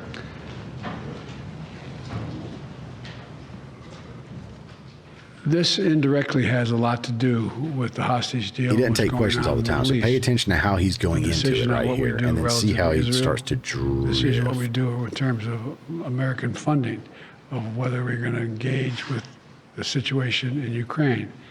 It all goes to the question of American power. It all goes to, does America keep its word? Does America move forward? There is some movement, and I don't want to, well, maybe choose my words. There's some movement. There's been a response from there's been a response from the opposition, but yes, I'm sorry, from Hamas, but it seems to be a little over the top. We're not sure where it is. There's a continuing negotiation right now. Mr. President, if this bill fails, would you consider supporting something separate that just addresses Israel or Ukraine? I'm not going to concede that now. We need it all. The rest of the world's looking at us, and they really are. Mr. President, first, this Congress does not have immunity, Mr. President. And that's it right there. I mean, he walks off. He cannot take questions. He cannot run off the top of his head. He has to have the teleprompter there or his notes tell him what to do. And he still screws that up most of the time, right? There is no way, I'm saying it right now, and I'm not the only one saying this. There's no way he will debate Trump. No way. He can't do it. It will be impossible without the teleprompters or notes there to guide him on what to say. There's no way. Let's look at the comments real quick because this is just incredibly telling. Slide down here real quick. Excuse me, buddy. He needs a rocket chair and a nurse. I am looking forward to the day he accidentally tells the truth about who is running the show. The fact that he hasn't been declared mentally unfit to finish his first presidency and they're allowing him to run again proves what really happened in the 2020 election. Like I said, we'll see. No way this can be for more years. Some other folks said this too. This guy's soul sounds dead inside. He's so frail. He's just a shadow wearing a suit. Jill took him for a Happy Meal and he tried eating the toy and played with the hamburger. Whoever voted for this dude should be held accountable for all this mess. He went a whole minute without blaming Trump. Imagine another 4 years of this. We are all in big trouble, and I'll end it with that one. But they're not wrong. I mean, you see it, I see it. It's pretty obvious, pretty telling, isn't it? Jon Stewart called this out the other week, and then the left attacked him, and now he's course correcting. But you see it. They're going to tell you not to believe your lying eyes, but you see the cognitive decline. Remember, he finally visited East Palestine, or Palestine. I think it's called Palestine, in Ohio, a full year after that train derailment, right? Here's a quick video for it, and watch the mayor in the back. He's a Republican mayor, and I think where you're watching, he's going to be over here in a red shirt. Kind of looks like me, actually, maybe a little rounder of a face, but he's going to be right over here. Watch him. I feel bad for this guy. But we have other obligation, and that's to stay here as long as it takes to get everything done and be sure no one's left behind. In moments like this, let's remember who we are. We're the United States of America, for God's sake. We have obligations to one another. There's nothing beyond our capacity when we do it together, and we're going to stay here and do it together as long as it takes. May God bless you all, and may God protect our troops. We have a lot to do. All right, so part of me feels like that's the speech that he was given to say a year ago if he would have went. We're not going to leave till the work's done. We have a lot to do. A lot's been done. Probably not enough, to be fair. But yeah, like what's he going to do now? And then how long is he going to stay there? Well, we're going to see. He stayed, less than 3 hours, I think. Less than 3 hours. A couple of things to point out here. First, like I said, I do feel bad for that Republican mayor. I think he just pretty much had to be there, Biden said, we have other obligations to stay here as long as it takes to get everything done and make sure no one is left behind. Took him a year to get there. Turned around and left as soon as he could. Just saying. He then said, we're the United States of America, for God's sake. We have obligations to one another. Yes, we do. Especially you. You're the president. Where have you been? Why did it take so long for him to get there? Why did it take so long for Pete Buttigieg to go there? Pete Buttigieg is over transportation, right? And if memory serves me correctly, because I meant to pull this up and I didn't, I think he was on vacation when this happened, and he didn't come off a vacation for this. And this was a huge disaster that merited his attendance to check things out, as well as Biden's, and neither of them came. Pete eventually came after somebody else did. We'll get into that in a second. Then he also said, we're going to stay here and do it together as long as it takes. Yeah, it's about time. The response to this toxic train derailment is one of the worst from this administration, possibly only second to the catastrophic withdrawal from Afghanistan. So these guys know a thing or two about how to execute the disaster relief, so to speak. All right, let's look at a couple things real quick here. Let's see. New York Post, hiding by an AWOL as America faces crisis after crisis. This is from Joe Concha. He's a Fox News contributor. I see him on there all the time. He's a goofy dude. I like him. A question an increasing number of voters are asking these days is a perfectly reasonable one. Who the hell is running the country right now? And looking at President Biden's schedule last week alone, the answer to that basic question is as clear as New Jersey swamps. On Tuesday, the 81-year-old, 81. I'm going to do the creepy Joe. 81. My Lord. Delivered brief remarks on the Senate's passage of supplemental agreement. When reporters attempted to ask questions afterward, Biden said he had to run, but promised to take questions Wednesday or Thursday. That never happened, of course, and not because Biden had a stacked itinerary to contend with, but here's something more disconcerting. The commander-in-chief received Tuesday's daily intelligence brief, not in the morning, but at 2:45 p.m.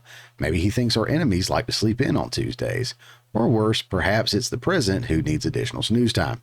Either way, it's beyond unacceptable, especially given that the world is increasingly on fire and our border is wide open for terrorists to enter, and they have.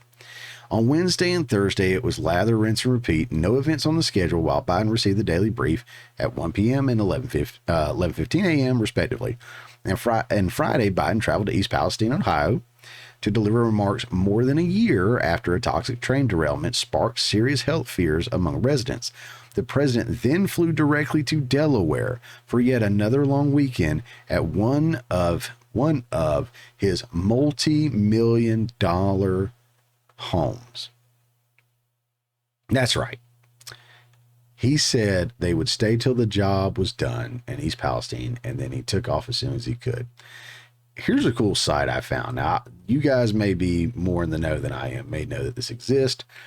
I just recently found it. It's FactBase. What it is FactBA, FactBA.se. FactBase.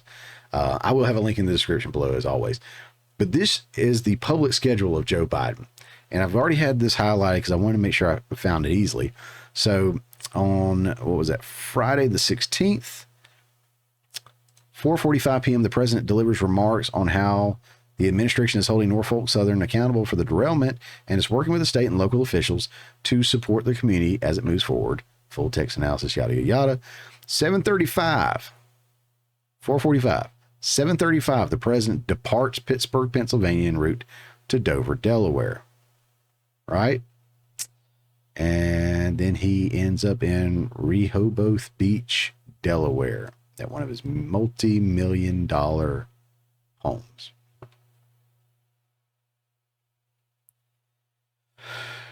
He waited a year to go there and couldn't even stay there 3 hours.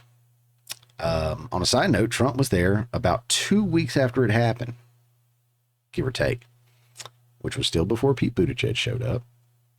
Also on the schedule, and I'll go back to it real quick. Also on the schedule, we can see what he was talking about if we go back and look at the daily briefings, which you would imagine your daily briefings are the first thing you get in the morning. It was like on Valentine's Day, of course. You know, he's got to sleep in a little bit. Is that right? Daily briefings, 1 p.m. Yeah, daily briefing, vice president attends, 1 p.m. right there. 1 p.m. On that Tuesday, it was the 2:45 one, I think. 2:45. So, yeah, I don't know who's running the show, but I don't think it's him. I don't think it's him at all. He's struggling. It's obvious. And I think we can all safely admit that there is something wrong with Joe.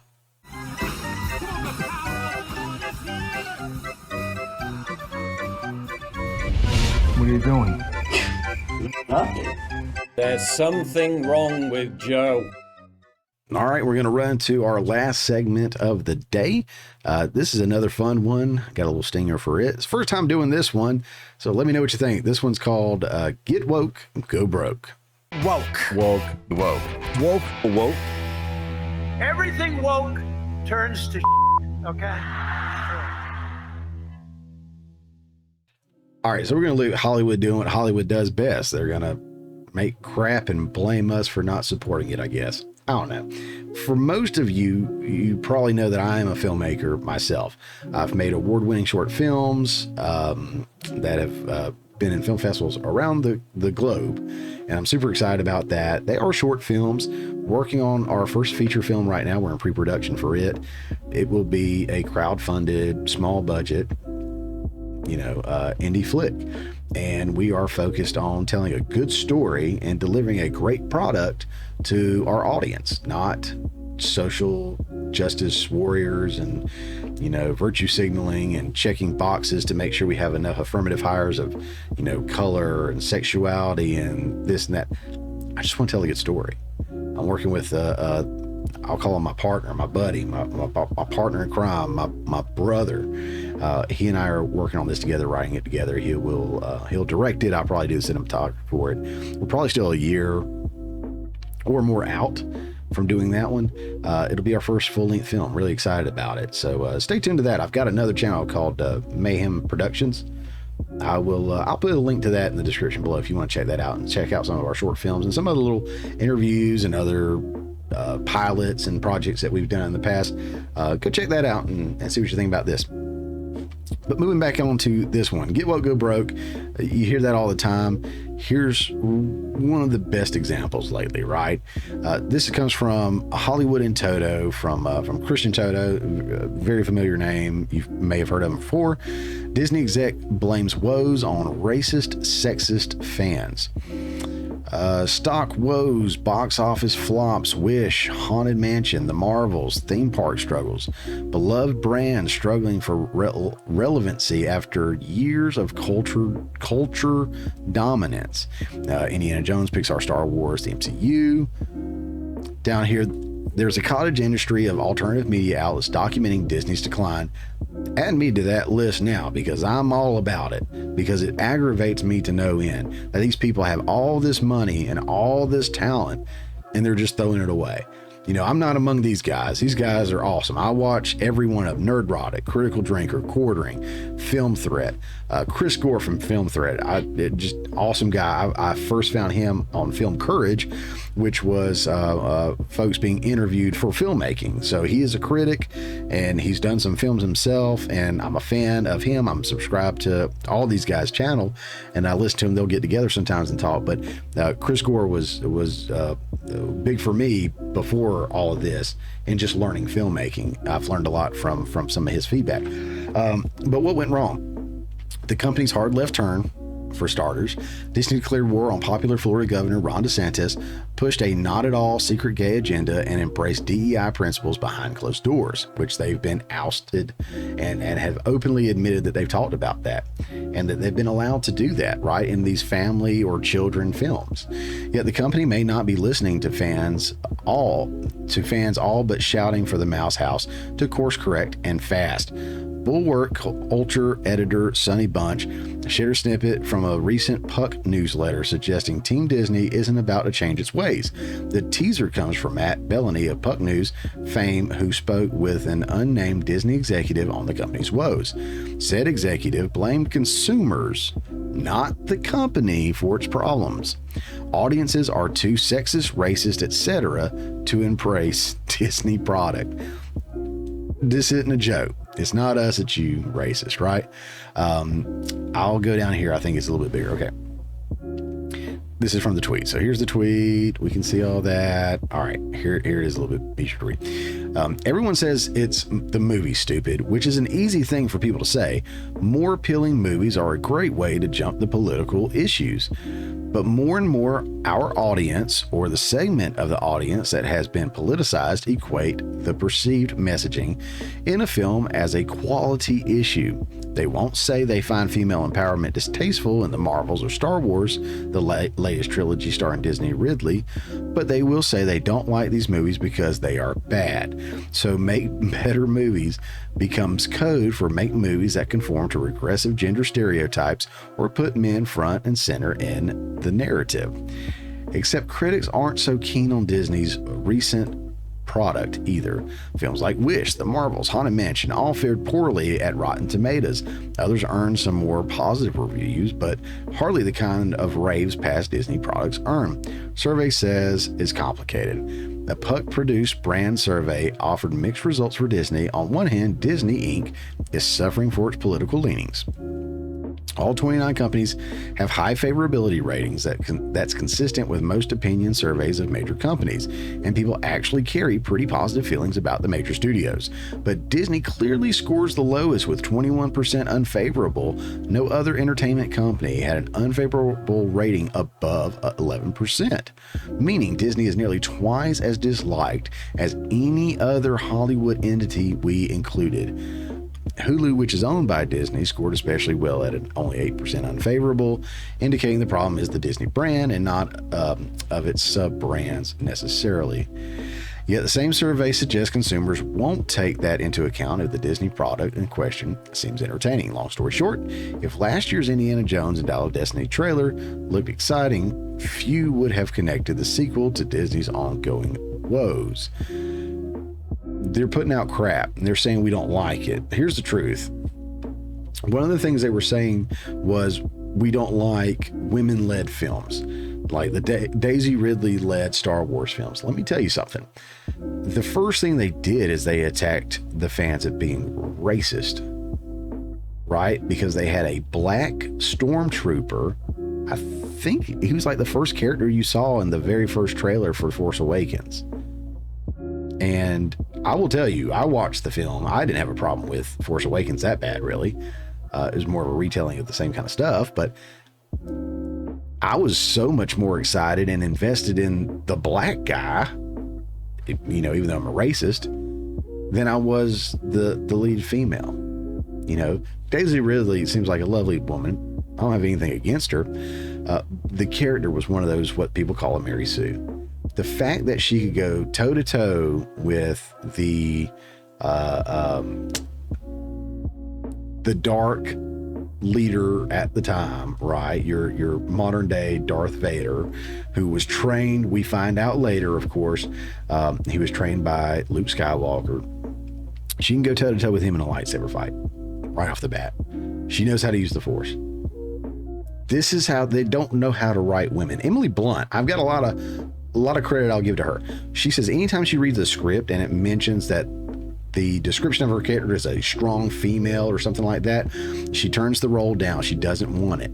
Because if you have to tell the audience or force the audience to believe that she's a strong female lead, then she's not a strong female lead. That comes from the actions. And guess what? Not all female leads have to be stronger than their male counterparts. And sometimes it's incredibly unbelievable that they are. Right? You have one woman that's, you know, soaking wet is probably 100 pounds, 110 pounds, and she's whooping up on, you know, 15 big gym bros that are martial artists and stuff. Stuff like that doesn't make sense and takes you out of it. Depending on the genre and stuff, of course, it's passable. You know, you can kind of suspension of disbelief and all this and that. But they push it too hard. They push that agenda. They push that female lead too much. We don't hate female leads. I mean, I know we keep using the same examples, but Sarah Connor, right, in Terminator, you've got Alien, God, I'm thinking of some other ones. I like that I can't think of the name of it now. It's like the Neon Atomic Blonde, with Charlize Theron. The movie had its problems, but I thought she was great in it. I thought it was fine. There's plenty of films. Disney was it? Barbie was a huge film last year, biggest film of the year. Had a female lead, and I mean, it wasn't my kind of film. To be fair, it wasn't my kind of film. I wasn't the audience, but I don't hate it because it had a female lead. The bits and pieces I've seen from what my wife and my child have watched have been absolutely, funny to me. I think it's hilarious. And a very, very well made movie. Very, very well made movie.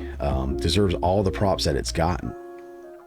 But yeah, it's the easy attacks. Oh, you don't like the characters because they're black or they're gay or they're female or whatever. It's like, we don't care about that. Just make a good freaking movie. Here's another article. And I know this one's been floating around, not this article specifically, but the story's been floating around recently. I remember getting home from school in the afternoons and getting my Dunkaroos. Remember Dunkaroos? had the little like graham cracker cookie, and on one side of the pouch, and the other side had like an icing, and you dip them in there and stuff. I had my little Dunkaroos, and I'd sit down and I'd watch X-Men. And I wasn't the comic book guy. I've got some comic books. I wasn't a huge comic book guy. A lot of those other guys mentioned, like Nerdrotic, Critical Drinker, those guys, Geeks and Gamers. I mean, I'm sure they love their comic books and they know significantly more about all of it than I do.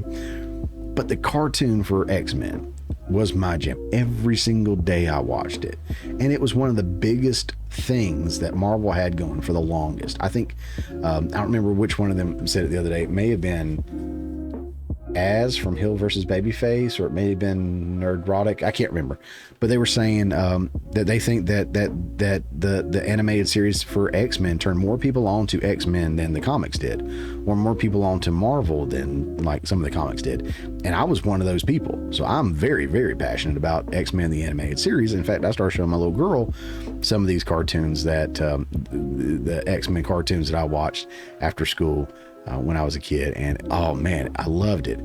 Got excited about hearing that they were going to bring it back and they were going to do their thing, but I was a little leery, and I think I was justified in that. This is from comicbookmovie.com. It says X-Men 97 will be rated TV 14 on Disney Plus. One key member of the team will be portrayed as non-binary. Let's see. It appears Marvel's studio approach to X-Men 97 will be a little darker than X-Men the animated series, while it's also been confirmed that one of the key members of the team will be portrayed as non-binary. X-Men the animated series remains beloved among comic book fans and will finally return to the world in Marvel Animation's upcoming X-Men 97. Among the biggest surprises in the new trailer was the retro animation style, but that's not the only major change, and I do love that. I mean, I liked a lot about it. The homepage for X-Men 97 on Disney Plus reveals that the show is going to be rated TV 14, the small screen equivalent of PG-13. This is a fairly noteworthy difference when compared to X-Men the animated series, which was TV Y7 rating. This program contains material most parents would find unsuitable for children under 14 years of age. Reason official description, which strongly seems to suggest X-Men 97 will explore slightly more mature and hard-hitting themes. The original did that too, but the world is a different place now, and we expect the show to be particularly timely. I'm going to stop right there for a couple things, right? Number one, we live in soft times. Let's just be honest. Everything is offensive to everybody. So it would be interesting to see them go darker and more in depth. They don't have to. I mean, I'm someone who loved the Joker movie with Joaquin Phoenix because it went into just an amazing dark character study place that I loved it. I absolutely loved it. But you go look at Christopher Nolan's Batman movies, and I don't think there was like any cussing or anything incredibly dark in any of those, and they were phenomenal. The original X-Men animated series was phenomenal. It hit and touched on everything it needed to. It didn't go over the top anywhere, but I guess it could go deeper and everything if they wanted to, and that's fine, but I would really hate to see the new series, and this is where I may differ from some of those guys that was mentioned in the other article that I think the world of their commentary, Nerdrotic, Critical Drinker, Quartering, all those guys. But I don't think it needs to go there, and I don't want to see it pushed too far where children can't watch it, because I enjoyed it as a child, and I want my child to be able to watch it and enjoy it. I'm skeptical, of course, because it is a Disney product. The cartoons back in the day, she'll watch. You know, we'll watch those and have a good time. And if we never watch this, we'll be fine. But I'd hate to see that they are using it to push people away and make it for the adult audience to come back. I would love it to be loved by everybody, you know, children and adults alike. Morph being non-binary, we've seen in the comics and in the old episodes, any reference to Morph was he, him. Now, Morph can morph into, you know, anybody, kind of like Mystique, you know, look or whatever, male, female, whatever. So I guess technically Morph's non-binary. Here's kind of the thing I hate about it, really. I'm going to push back against. I don't care what anyone's sexuality is. that is not a critical part of their character in a show like this. Here's my thing. If it's not critical to their character, I don't need to know about it. I don't care if the character is straight or gay or non-binary or whatever. It doesn't matter to me. I mean, if Wolverine and Cyclops both have a thing for Jean Grey, that means they're straight. That's relevant to the story. I get it. Maybe they're bi and maybe they kind of are digging each other a little bit, but that's never explored. That's fine too. I don't care. You know what I'm saying? Like, if it's not part of the story, I don't need to care. The fact that they're pushing that out there, that's the crap I'm talking about. They want to push it out there and say, oh, the audience doesn't like gay and non-binary and female leads. No, we don't like it's being forced for no reason. It's not relevant to the story. You make crap for story, and then you want to try to sell us on this other crap that we don't care about. I don't care who someone's sleeping with or what's between their legs. Unless it's particularly relevant to the story, it does not matter. But congratulations on checking your box, because that's really what happens. They have to conform to the modern audience. And I'm going to just tie a ribbon on there with this from bounding into comments. And this was from last year. X-Men 97 executive producer Bo DeMeo reveals series story is informed by his experience as a black gay man. Why? The link will be in the description below. It does talk about how he pitched it and whatnot to Kevin Feige and other folks. But look, you know, I get that we pour ourselves into our art. Again, as a filmmaker, I do that. Sometimes I bring elements of my faith, which is Christianity, into it. Or paranormal stuff that I have questions about, but still tie into faith and whatnot. I'll bring some of my flavor from the South into it.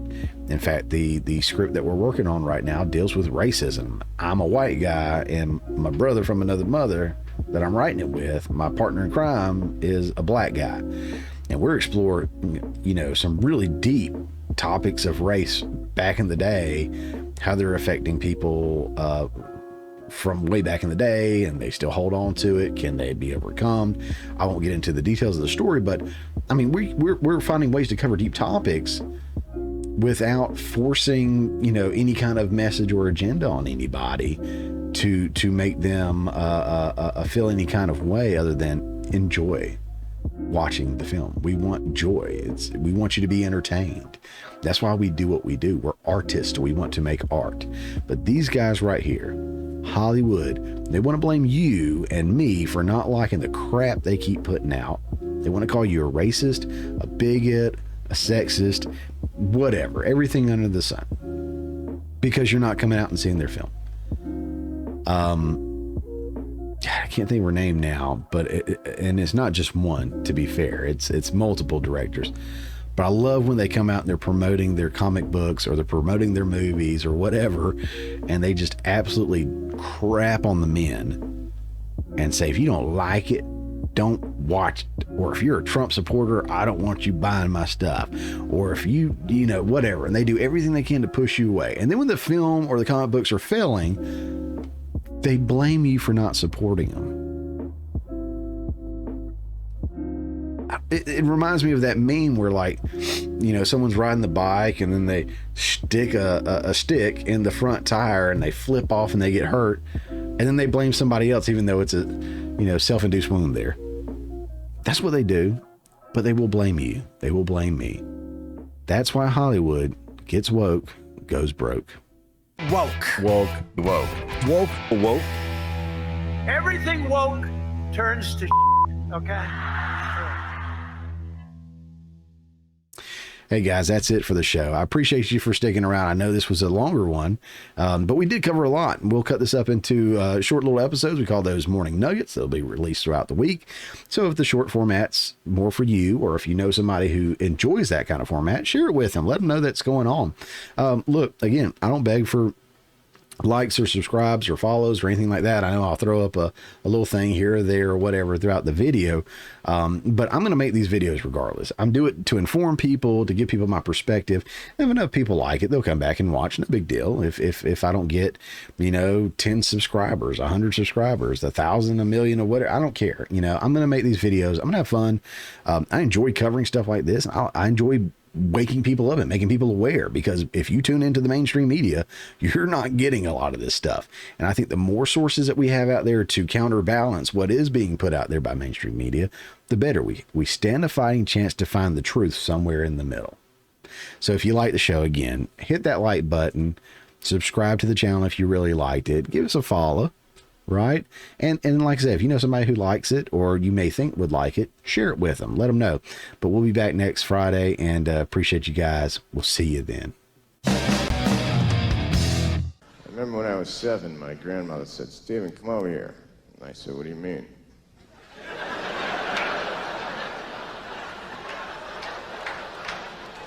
She said, "You're over there. Now come over here."